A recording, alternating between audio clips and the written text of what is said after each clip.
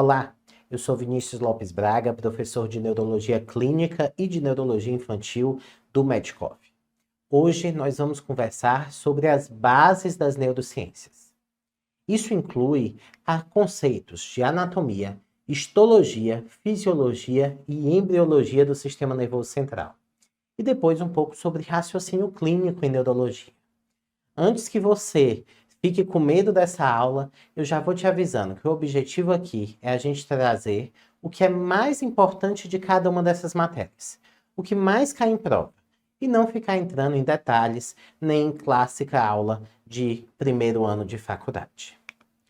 Para começar, o sistema nervoso ele é parte do corpo humano responsável pela percepção dos estímulos do meio ambiente, pela condução desse estímulo célula a célula, que a gente chama de condutibilidade, e pela resposta ao estímulo, que a gente chama de contratilidade.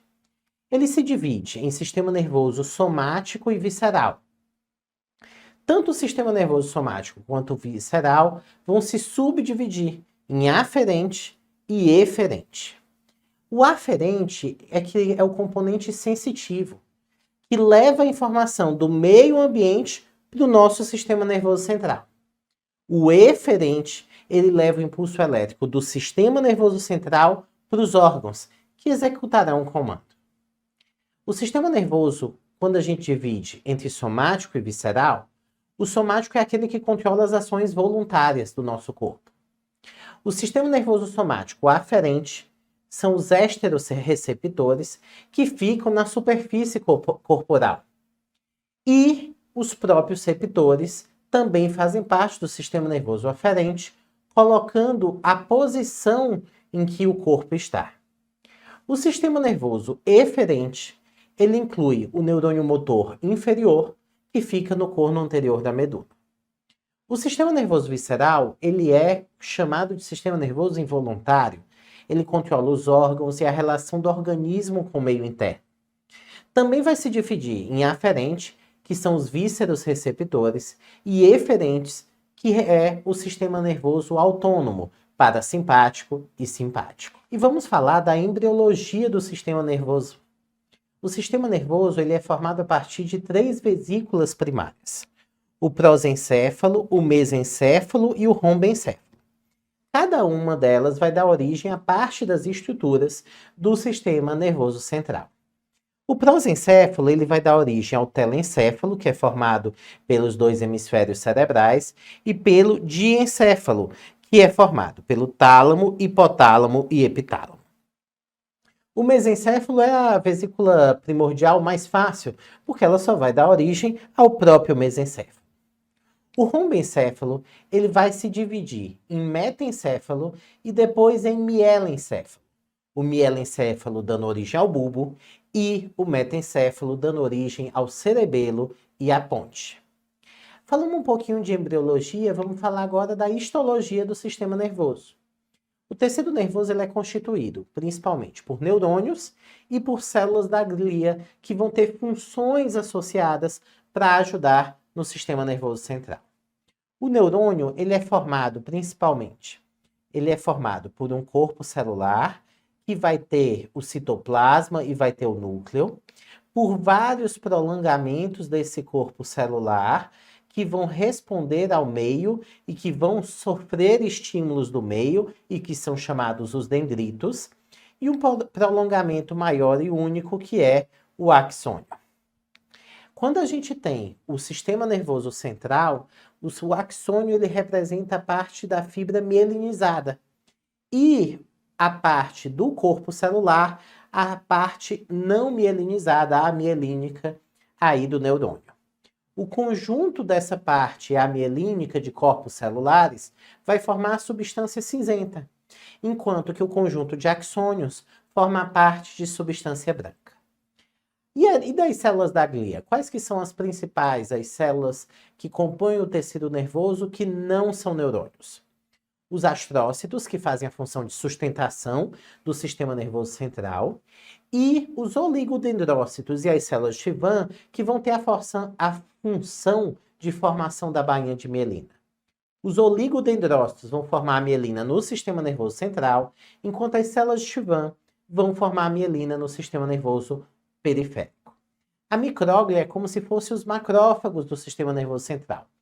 Eles são responsáveis pela limpeza e pela fagocitose do nosso sistema nervoso central. E as células ependimárias, elas constituem a estrutura do plexo coroideo e é responsável pela produção licórica.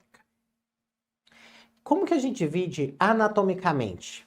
O sistema nervoso central, ele vai estar tanto a parte interior do crânio, quanto o interior da coluna, que vai conter tanto a medula espinal, quanto a parte do encéfalo. O encéfalo, ele vai se dividir no cérebro, no tronco encefálico e no cerebelo. O cérebro, ele vai se dividir no telencéfalo, formado pelos dois hemisférios cerebrais, e pelo diencéfalo. O tronco encefálico vai se dividir no mesencéfalo superior, depois na ponte e, por fim, caudal no bulbo. E por fim, compondo aqui o sistema nervoso central, a parte do encéfalo, nós temos o cerebelo. E o sistema nervoso periférico? O sistema nervoso periférico vai ser formado pelos 12 pares cranianos e por 31 pares de nervos espinais, pelas terminações nervosas desses nervos e pelos gânglios, que são conjuntos de corpos celulares fora do sistema nervoso central. E para a gente visualmente ver isso, a parte externa do cérebro é composta por uma substância cinzenta, e quando você rasga, quando você vai no fundo do sulco e tira esse córtex, você vê a substância branca. Como a gente já falou hoje, a substância cinzenta ela é composta por corpos celulares, principalmente, e a branca por axônios. Quando eu retiro todo esse córtex que está sobre a substância branca, a gente consegue expor. Aqui no giro temporal médio, a gente consegue ver a exposição da substância branca com todo o resto cinza, acinzentado de substância cinzenta de axônio. Então, no cérebro, a gente tem essa particularidade da substância cinzenta ficar externamente e da substância branca internamente. Quando a gente vai analisar a substância branca ela vai se dividir em fibras de associação curtas ou fibras em U, em fibras de associação longas e comissuras.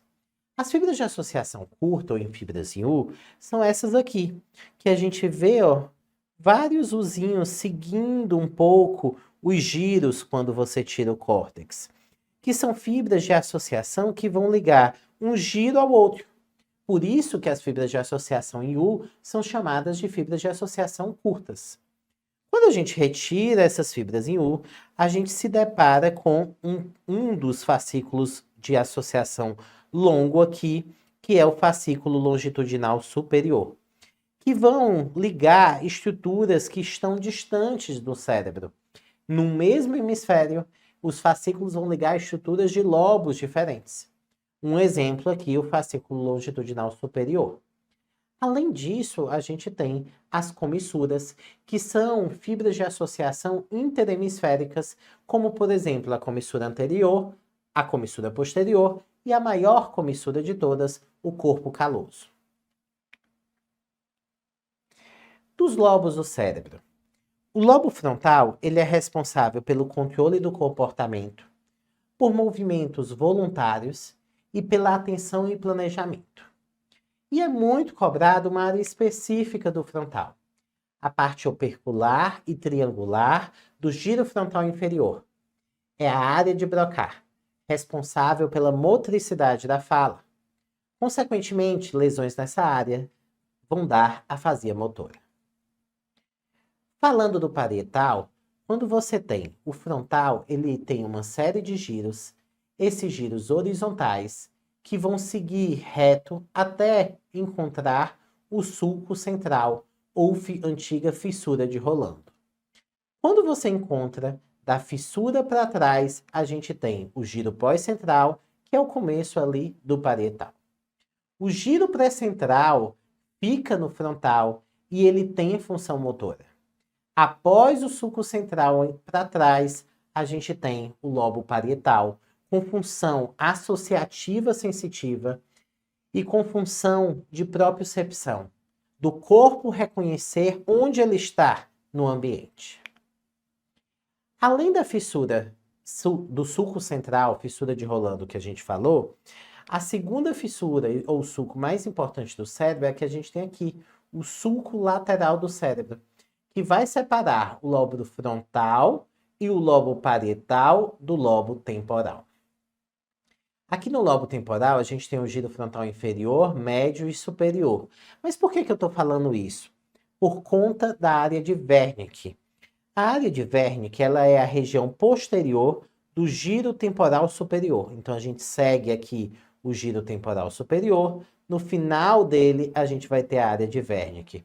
E qual a importância dela? A importância é que você está compreendendo essa aula graças à área de Wernicke.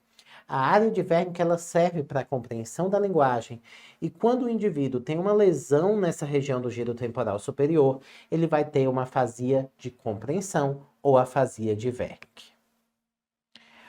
Quando a gente abre os lábios desse sulco lateral, dessa fissura de Sylvius, a gente vai ter a ínsula expostas. A ínsula, ela faz parte do sistema límbico e ela vai estar relacionada tanto a emoções quanto à capacidade de audição. E por fim, o occipital. No occipital, a gente tem como sulco mais importante do ponto de vista funcional o sulco calcarino, e nas bordas do sulco calcarino, a gente vai ter o centro primário da visão. A visão, ela começa lá no nervo óptico, quando a gente recebe o estímulo visual, e ele vai ter todo um trajeto por dentro do sistema nervoso central. A primeira coisa que a gente tem que perceber é que os campos visuais nasais, eles vão ser percebidos pela parte temporal aqui do nervo óptico e da retina. Enquanto os campos visuais temporais vão ser percebidos pela parte nasal da retina. Então, eles entram cruzados à visão. Além disso, a parte nasal, ela segue para o lado contralateral, ela segue para o trato óptico contralateral e ela cruza no quiasma. E as partes temporais, que veem os campos nasais da visão, não cruzam. Tudo que a gente enxerga da parte nasal, medial, não cruza e vai ficar no mesmo hemisfério de forma ipsilateral. E com isso, tem várias questões que podem ser cobradas, porque a depender do local em que você tem uma lesão, se no nervo óptico, se no quiasma, se no trato óptico, se na radiação óptica, você vai ter uma forma diferente de acometimento visual. Qual que a mais cai? Qual que disparado é? A que mais cai disparado são lesões na região do quiasma óptico. Por quê? Porque abaixo do quiasma óptico a gente tem a célula túrcica. Quando a gente tem tumores de célula túrcica, tumores hipotalâmicos, tumores dessa região abaixo do quiasma que cresce e que começam a comprimir o quiasma, a gente vai ter a lesão justamente da parte da visão que cruza, que é a que vai cruzar no quiasma. Então a gente vai ter lesões da parte da visão que vê o campo visual temporal, que vê o campo visual temporal. E isso vai fazer com que o indivíduo tenha uma dificuldade de enxergar as laterais. É o indivíduo que começa a se bater, é o indivíduo que está dirigindo o carro e começa a ter vários arranhões que tem que ser investigado. E aí, a gente tem o conceito de hemianopsia homônima e heterônima. Qual que é a diferença? Na homônima, eu tive uma perda de visual do mesmo lado do campo. Então, ou eu perdi os dois campos direitos, ou eu perdi os dois campos esquerdos. E na hemianopsia heterônima, eu tive uma perda visual ou bitemporal, lateral, ou binasal. E aí, nesse caso, é importante que a perda visual que a gente espera nas lesões de quiasma é uma hemianopsia heterônima bitemporal. Vamos para uma questão? Questão da Unifesp de 2020. um escolar de 8 anos do sexo masculino, internado para investigação diagnóstica devido a um quadro de hemianopsia heterônima. Opa! Hemianopsia heterônima com baixa estatura e diabetes insípidos. Ou seja, tem sintomas hormonais aí envolvidos também. E ele tem uma hemianopsia heterônima, ele não está enxergando as laterais. O que está acontecendo? Ele está tendo uma lesão. Essa lesão pode ser um craniofaringioma, pode ser um tumor, um outro tumor da região da cela, que está comprimindo a região supracelular. Qual que é o diagnóstico topográfico disso? É a região supracelular. Se fosse no lobo occipital, você poderia ter perda visual, mas você teria perda visual da interpretação da visão, da área visual primária. Na pineal, você poderia ter hidrocefalia com crescimento de lesões da pineal, obstruindo a passagem para o quarto ventrículo. No cerebelo, você teria sintomas de dismetria, de giadococinesia, dificuldade em coordenação da marcha. E na ponte você teria acometimento de nervos cranianos e você poderia ter também acometimento sensitivo motor associado. Aqui a gente vê uma queixa especificamente visual e de alterações hormonais. A gente tem uma lesão em região supracelular. E o tronco encefálico? O tronco encefálico, de cima para baixo, a gente vai ter o mesencéfalo, ponte e bulbo. O mesencéfalo, ele vai estar no limite inferior dele, vai ser o sulco bulbo pontino, que vai separar o sulco pontino superior, que vai separar o mesencéfalo da ponte. A ponte vai estar separado do bulbo pelo sulco bulbo pontino, e o bulbo vai estar separado da medula ao nível do forame magno. E aí, qual que é a importância da gente saber um pouquinho dessa anatomia? É saber localizar, depender da clínica do paciente, onde que está a lesão. Por exemplo, do mesencéfalo, a gente vai ter a saída do terceiro e do quarto nervo. E depois você pode decorar que são 4 da ponte e 4 do bulbo. O primeiro e o segundo nervo, eles são prolongamentos do telencéfalo e que não saem do tronco encefálico. Por isso, até se discute se eles devem mesmo ser considerados nervos cranianos. Então, primeiro e segundo não emergem do tronco encefálico. Terceiro e quarto do mesencéfalo, e aí vem quinto, sexto, sétimo e oitavo da ponte, nono, décimo, 11º e 12º do bulbo, 4 da ponte, 4 do bulbo e 2 do mesencéfalo. O mesencéfalo e a ponte, eles têm parte da formação reticular ativadora ascendente, que é a estrutura que regula a vigília da gente. E o bulbo, ele é conhecido pelo centro respiratório, por engasgos, por vômitos, soluços, e nele se encontra a famosa decussação das pirâmides, na qual a via motora do corpo, a via piramidal, vai trocar e cruzar 85% das suas fibras. Por isso que um AVC do hemisfério direito causa perda de força no lado esquerdo do corpo e vice-versa. E aqui para a gente ver, né? A gente vai ter a região do mesencéfalo com a saída do terceiro nervo. O terceiro nervo ele sai aqui do meio. Cuidado que a imagem está um pouquinho distante, mas é aqui do meio. A gente vai ter a região da ponta, aqui vai ter o quarto nervo, ainda saindo aqui do mesencéfalo. E aí, depois do sulco, a gente tem a região da ponte. E na região da ponte, a saída do quinto nervo, o nervo trigêmeo, a saída do sexto nervo, o nervo abducente, responsável pelo olhar lateral, pela abdução do olhar, o sétimo nervo, nervo facial intermédio, e o oitavo nervo, nervo vestíbulo coclear.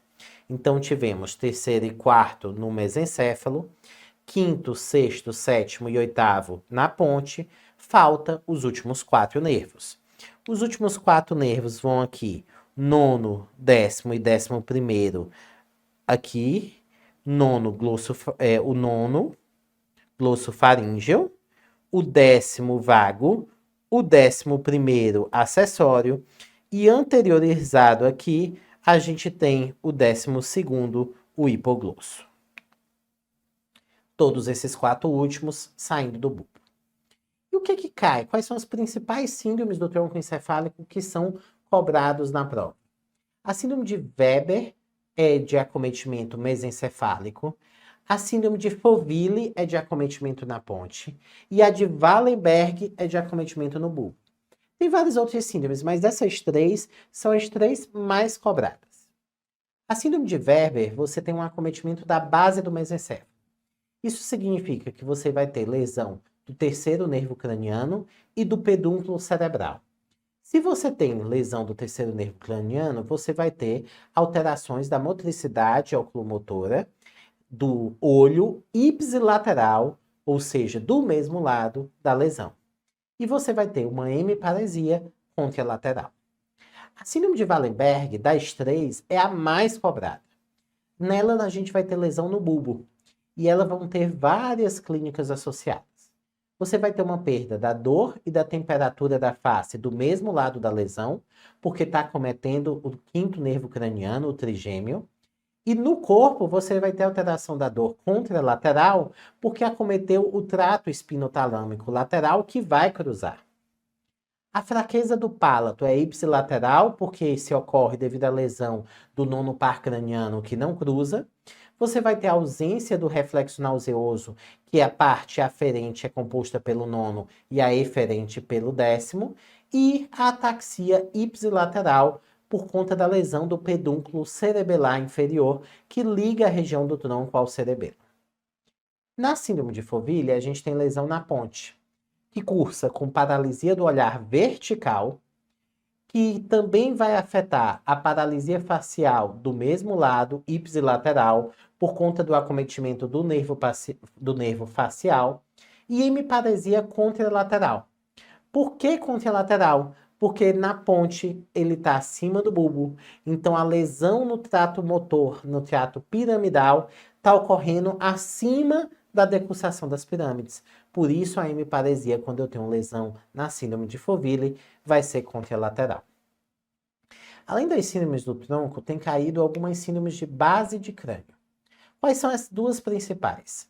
A síndrome de Gradenigo, ela é geralmente uma otite média supurativa, que vai afetar o quinto nervo e vai dar dor facial ipsilateral, e vai afetar o abducente na base do crânio, e vai dar paresia do olhar lateral, da abdução ipsilateral.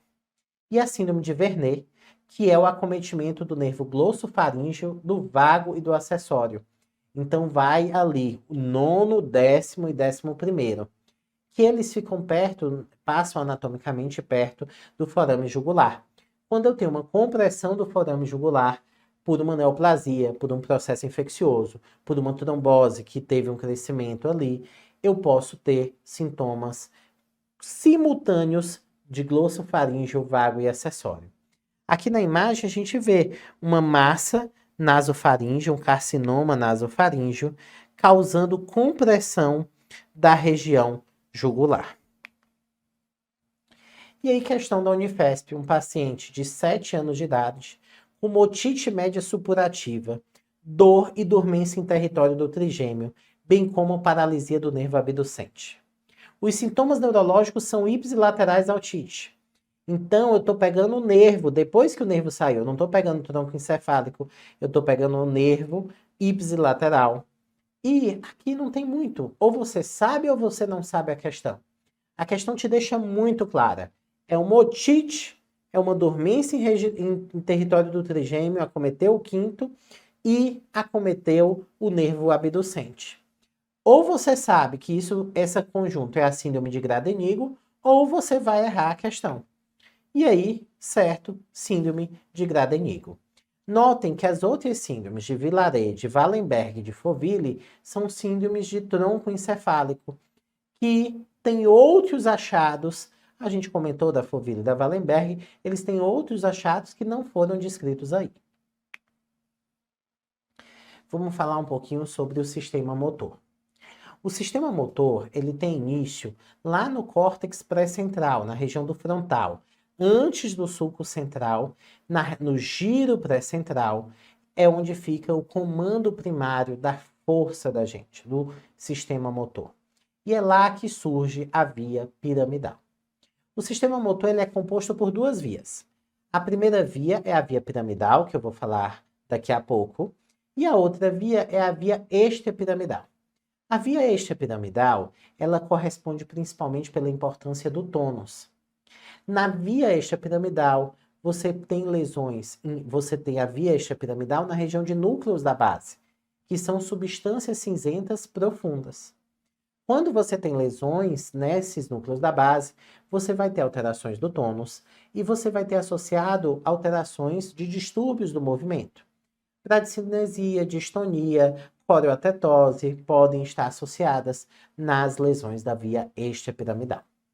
E aí, a via mais importante do sistema motor, a gente vai falar agora, é a via piramidal, que tem início no córtex do giro pré-central.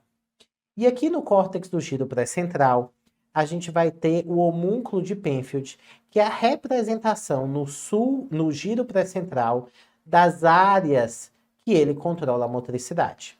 Essa representação, de uma forma simplificada, é do nosso corpo ao contrário, ou seja, a região da perna inferior vai estar mais medial, mais superior, e a região da face vai estar mais lateral no giro pré-central.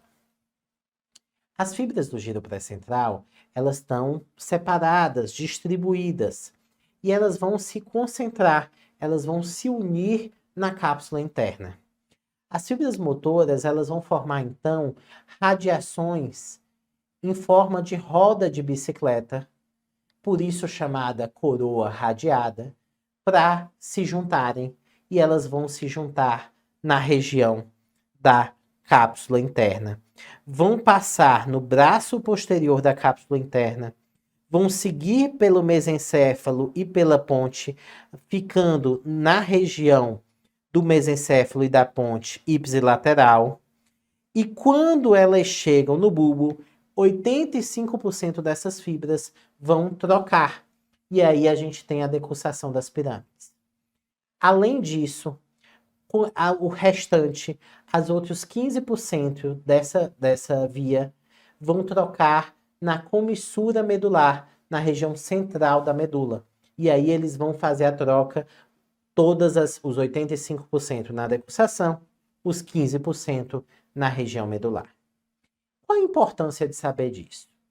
Por exemplo, se eu tenho um paciente que teve um AVC em região de núcleos da base, se eu tenho uma paciente que teve um AVC em região de núcleos da base, as fibras vão estar todas juntinhas lá nos núcleos da base.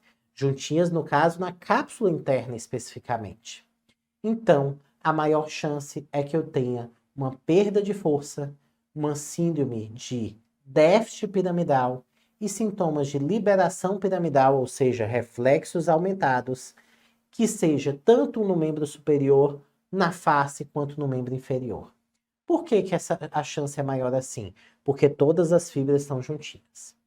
Quando eu tenho um paciente com AVC, que tem uma síndrome de perda de força, que é desproporcionada, que pega a região de face e membro superior muito, então ele está muito acometido, está fraco na face e no membro superior, mas mantém a força do membro inferior. Nesse caso, eu vou ter uma síndrome de déficit de liberação piramidal que é desproporcionada, porque tem um predomínio braquiofacial. Quando que eu vou ter um déficit que é desproporcionado? Quando eu fiz lesão no giro pré-central, e aí eu lesionei, por exemplo, a região mais lateral desse giro, eu vou ter um acometimento mais braquiofacial. Se eu lesei a região mais medial desse giro, eu vou ter um acometimento mais medial. No acometimento medial, a gente vai ter um predomínio da força no membro inferior. E além disso, quando eu tenho lesão nos giros, na parte de córtex, vai estar pertinho do frontal, da região de afasia, da região motora. Então, geralmente, quando eu tenho regiões de córtex afetadas no AVC, eu não vou ter somente o sintoma motor. Eu posso ter o sintoma sensitivo associado, porque acometeu o giro pós-central, que está logo atrás, e posso ter o sintoma de afasia associado por acometer a por exemplo, a área de Broca. É diferente dos núcleos da base, é diferente quando eu tenho um AVC na região da cápsula interna, que naquela região está ali concentrada só as fibras motoras, e aí elas acabam geralmente sendo acometidas já em uma maior quantidade, todas juntas. E aí, entre eu passar da cápsula interna para a região do tronco encefálico, a via piramidal ela passa pela região do tálamo. O tálamo ele é composto por 4 grandes núcleos. O núcleo lateral, anterior, medial e posterior. E qual a importância disso? É que cada um deles tem a sua função. O núcleo anterior é responsável por déficits de linguagem e de memória. O núcleo medial por memória e por nível de consciência. O núcleo lateral por déficits sensitivos e motores. E o núcleo posterior por déficits visuais. Então, as fibras do teatro piramidal costumam passar mais no núcleo lateral do tálamo. A outra coisa que de vez em quando aparece em prova é que o núcleo medial você tem o nível de consciência. E qual a importância disso? Quando eu tenho uma lesão que acomete só um dos tálamos, eu consigo manter o meu nível de consciência. Mas quando eu tenho uma variação anatômica e uma única artéria irriga os 2 tálamos, eu tenho um AVC obstruindo a passagem de fluxo nessa artéria e, consequentemente, os 2 tálamos são isquemiados, eu tenho uma sonolência e um rebaixamento de nível de consciência agudo sendo causado por AVC. O nome dessa artéria, que é uma variação anatômica que irriga a mesma artéria, os 2 tálamos, se chama artéria de Percheron. Essa artéria de Percheron, quando ocluída, os 2 tálamos vão ser isquemiados, como a gente vê nessa imagem. Essa imagem era uma paciente jovem que começou a dormir mais de 18 horas por dia. Quando a gente foi fazer a investigação, essa paciente teve um AVC talâmico bilateral. E aí você vê esse AVC talâmico bilateral por esse hipersinal nos tálamos bilaterais com restrição à difusão. Ou seja, existiu um AVC, um infarto da artéria de Percheron. E aí por isso causa rebaixamento de nível de consciência. Na grande maioria dos casos, um AVC ele não vai causar na fase aguda, um AVC isquêmico, não vai causar um rebaixamento de nível de consciência isolado na fase aguda. Os AVCs, para causar rebaixamento de nível de consciência do tipo isquêmico, geralmente ocorre se você tiver um AVC de artéria de Percheron ou um AVC muito extenso, que causa edema cerebral e que pode causar, sim, rebaixamento de nível de consciência. Então, a gente está indo pelo sistema motor, pela via piramidal, fomos o córtex pré-central, que se juntou às fibras pela coroa radiata, ficaram juntinhas na cápsula interna, passaram no tálamo. E depois, elas vão, então, para a região do tronco encefálico, vão passar pelo mesencéfalo, pela ponte, pelo bulbo. No bulbo, a grande maioria delas vão trocar de lado e vão seguir na medula. Na medula, as fibras da via piramidal vão sair e, juntos com a parte sensitiva, vão formar os nervos periféricos. Nos nervos periféricos, esses nervos periféricos vão andar até chegar no músculo efetor e entre o músculo e o nervo a gente tem a região da junção neuromuscular. É importante a gente saber a clínica de cada lesão que ocorre no sistema motor. A gente já falou das lesões do giro pré-central, da cápsula interna, do tálamo e um pouquinho bem por cima de tronco. O que acontece se eu tiver uma lesão na via piramidal? Eu vou ter uma síndrome de déficit e liberação piramidal. Que sintomas? O que significa isso? O déficit piramidal é caracterizado pela perda de força e a liberação piramidal pelo aumento dos reflexos do corpo e que pode ter associado reflexo cutâneo plantar em extensão, também chamado de sinal de Babinski. Além disso, eu vou ter um aumento do tônus. Esse aumento do tônus ele vai ser uma hipertonia elástica, que vai ser velocidade dependente. Quanto maior a velocidade que eu impuser ao movimento, maior o tônus. É diferente da hipertonia plástica do paciente com Parkinson, que eu tenho uma hipertonia como que em degraus. Esse nervo periférico, ele vai ter tanto fibras motoras quanto fibras sensitivas. Então, quando a gente tem lesão de nervo periférico, na grande maioria dos casos, a gente vai estar falando de sintomas associados sensitivos e motores.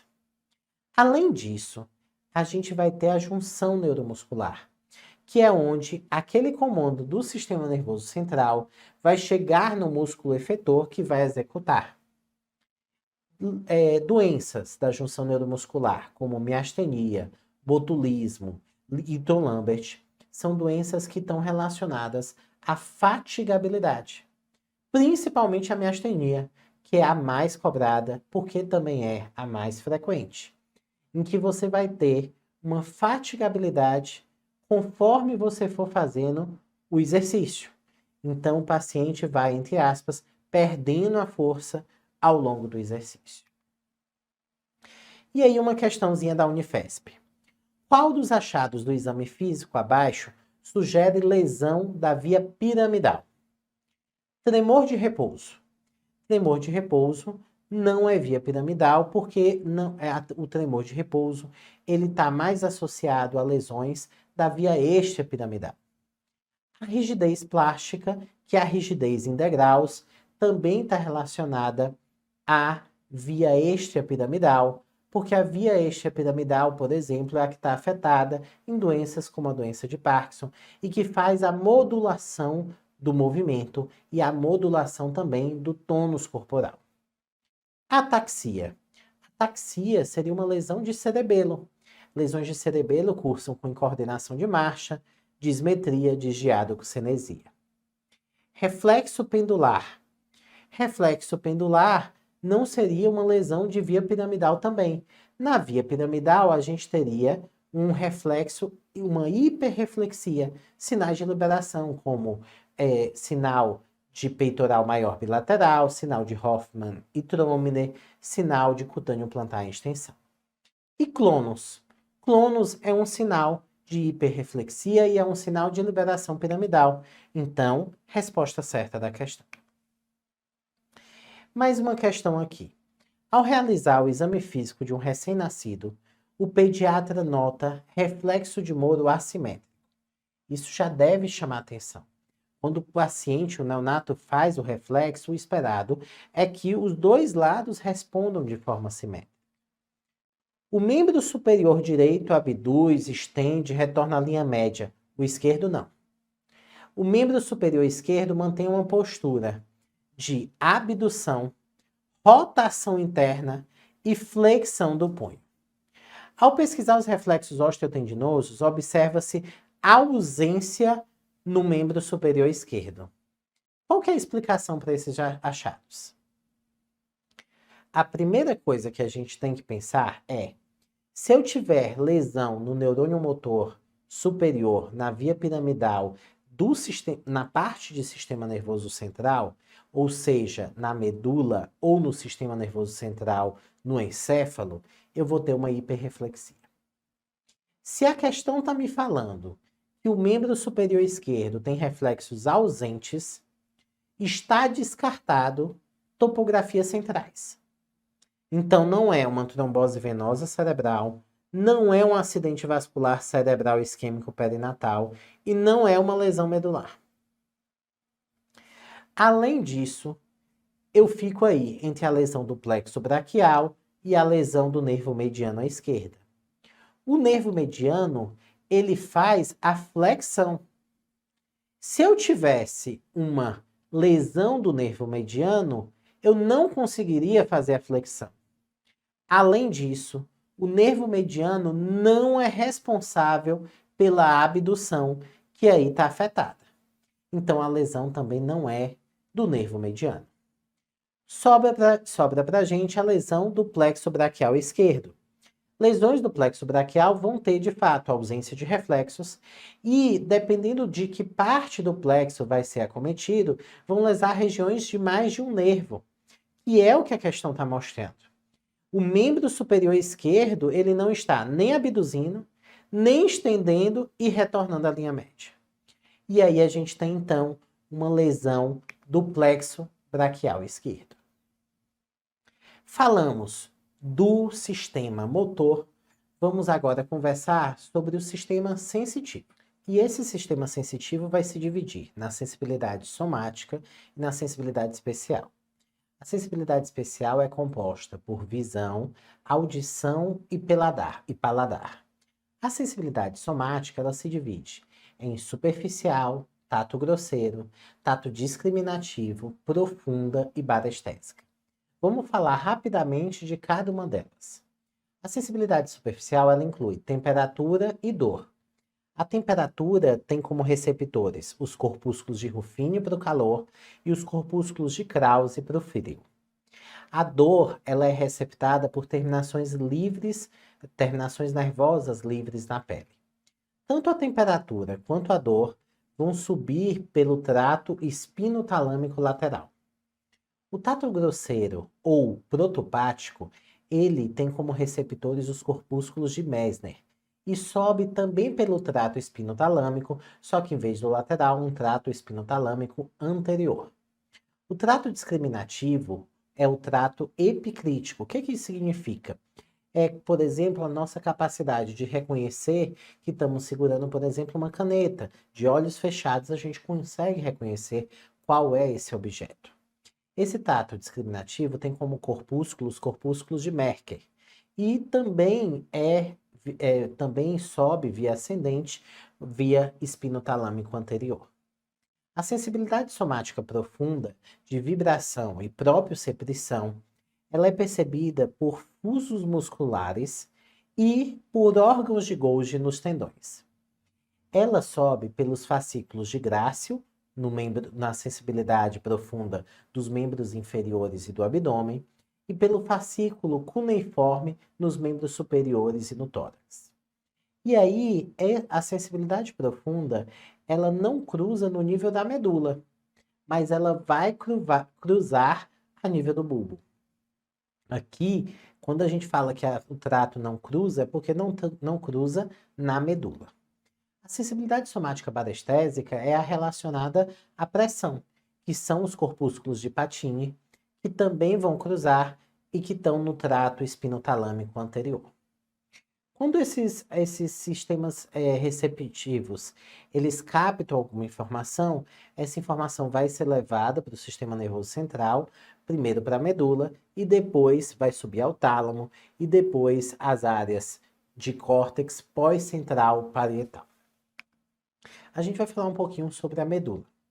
A medula espinal, ela faz parte do sistema nervoso central, tem de 40 a 50 centímetros, que vai desde o forame magno, quando começa na transição do bulbo para a medula, ao nível do forame magno, e vai até o nível de L2. E aqui você vê os tratos dessa medula espinal. A gente tem de vermelho os tratos de via eferente, ou seja, de via motora, e de azul os tratos de via sensorial ou aferentes. Vamos falar um pouquinho deles. Da via motora, a gente tem a região dos tratos piramidais, que são os tratos que carregam a via piramidal, que vai carregar a função da força motora. E a gente tem a via extrapiramidal, a rubroespinal, que vai fazer coordenação motora distal fina, a 2B, que aqui é o retículo espinal, que junto com o vestíbulo espinal vão atuar em postura e em equilíbrio, e o trato olival espinal, que vai fazer reflexos e que vai fazer também um balanço dos estímulos visuais com o equilíbrio do nosso corpo. Nas vias, falamos das vias piramidais e extrapiramidais, eferentes, vias motoras. Vamos falar agora da parte em azul, das vias aferentes, vias sensitivas. A gente tem os sistemas das vias sensitivas, ele se divide principalmente em tratos espinocerebelares, tratos anterolaterais e o sistema coluna dorsal leminísco medial. O sistema de coluna dorsal leminísco medial, ele inclui os fascículos grácil e cuneiforme e é responsável pela propriocepção consciente. Graças a esse sistema, a gente tem a localização de onde que o nosso corpo está e tem também as informações do tato epicrítico, de quando você está pegando um objeto, você conseguir reconhecer que é aquele objeto. Além disso, também é no fascículo grácil e cuneiforme que passam a sensibilidade palestésica, a sensibilidade vibratória do nosso corpo.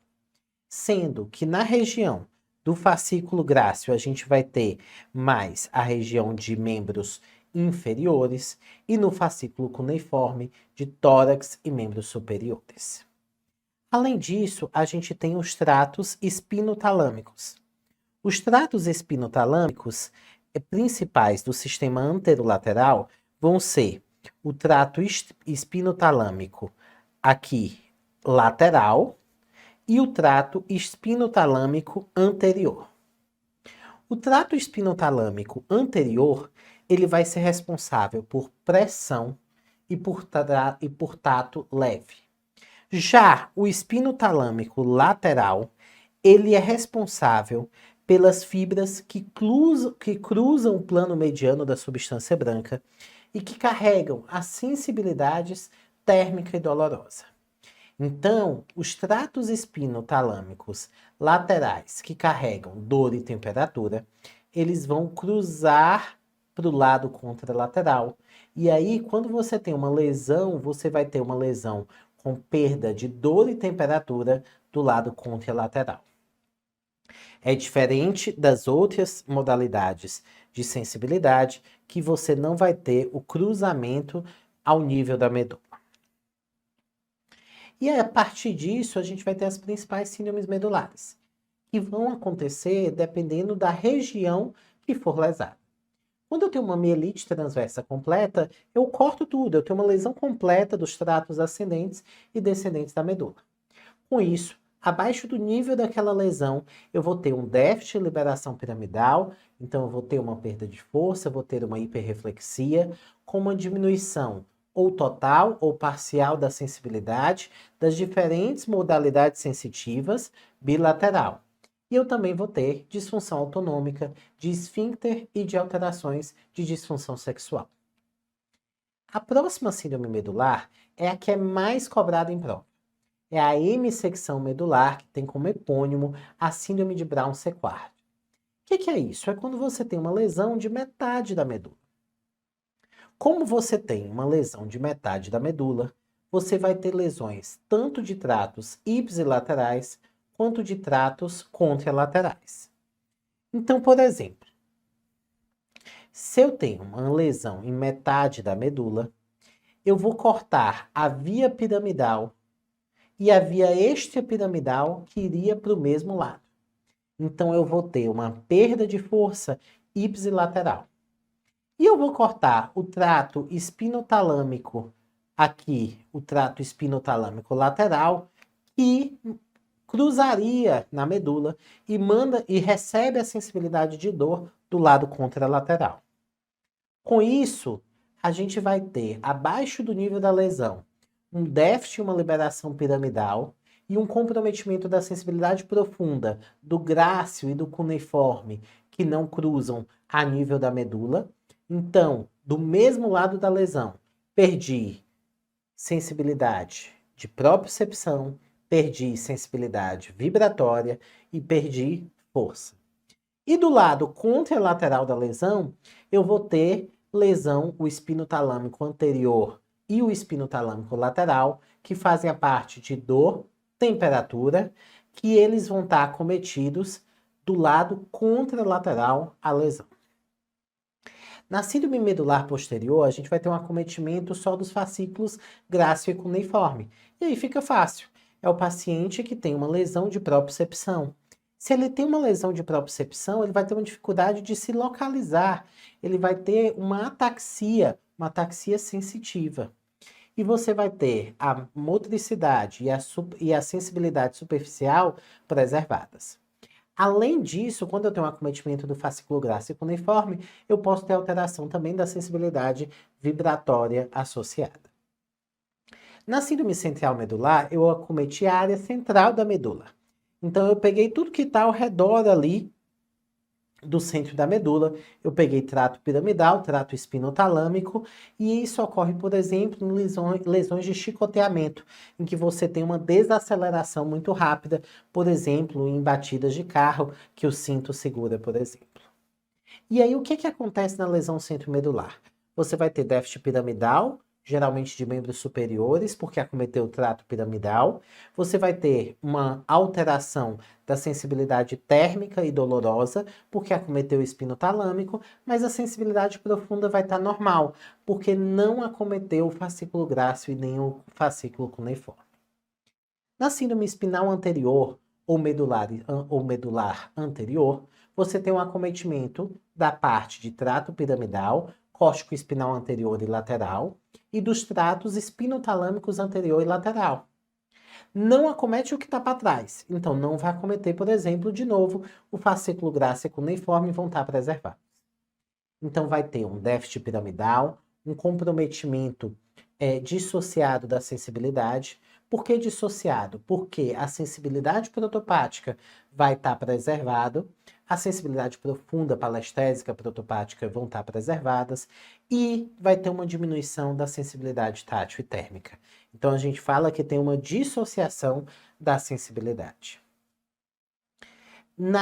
E aí, na síndrome medular de cone medular, você vai ter as lesões de fibras autonômicas sacrais. Com isso, você vai ter um déficit piramidal simétrico, com perda de reflexo aquileu, diminuição da perda da sensibilidade em cela.